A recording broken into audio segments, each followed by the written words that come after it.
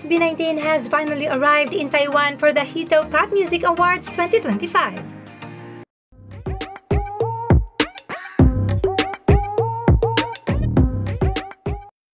Finally, our boys and the 1Z team have safely arrived in Taiwan. At kapansin-pansin na marami silang luggages na dala kaya marahil hanggang simula at wakas World Tour concert na nila ito ngayong June 29, 2025. And if that is the case, it means may panahon pa silang mag-relax at mag-enjoy sa Taiwan. And maybe may ibang events din. Let's just wait and see. And also, this video is from our 18 Taiwan na naghintay talaga sa kanilang pagdating. Stel! Hi! Yeah! Jassie! Josh! Kamusta? Hello! Hello, dalawa lang tayo. Paano tayo magpupunta? Ano sana yung dalawa? Kaya ba yun? Hello po!